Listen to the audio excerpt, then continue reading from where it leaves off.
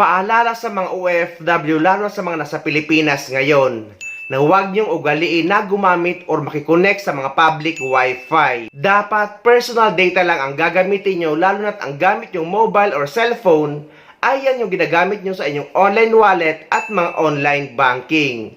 Mura lang naman ang data sa Pilipinas lalo na sa smart.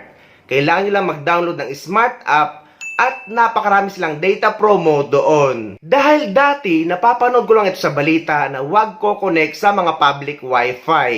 Ngunit nang minsan ako nakapag-connect sa public Wi-Fi, ay biglang nagloko ang online banking ko. At biglang hindi na ako registered sa online banking app ko. At ang lumalabas sa aking device na this device is already linked to another account. At niregister ko muli ang aking online banking app at pumunta ako mismo sa branch ng bangko ko. At buti na lang ay na-retrieve ko ang aking online banking.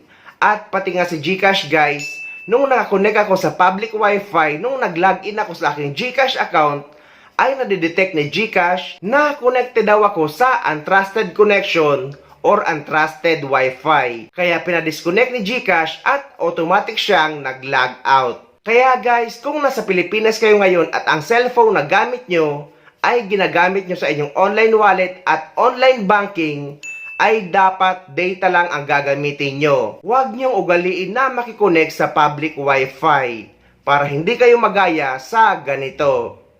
Pinag-iingat naman ng publiko sa paggamit ng mga libreng wireless fidelity sa mga malls at iba pang pampublikong lugar dahil sa internet hackers. Ano ba yung wireless fidelity? Oho. Wi-Fi. Ibinahagi ang isang video na nagpapakita na kahit hindi hinahawakan ng may-ari ang kanyang cellphone, aba, kusang gumagalaw po ang cursor dahil sa access na ito ng hacker. Nabuksan pa ng hacker ang camera ng cellphone at nagbago ang Face ID na may-ari. Naku po, ayon kay Tulpo, dapat protektahan ng Department of Information Communications Technology ang publiko na gumagamit po ng libreng Wi-Fi. Sinabi ng DICT na hindi ligtas ang mga free Wi-Fi dahil lahat ay maaaring mag-connect dito kabilang ang mga hackers. Oo nga raw, no? Sabi rin, mas mabuti pa nga yung data na lang eh. Kasi solo mo lang yan, yung data mo.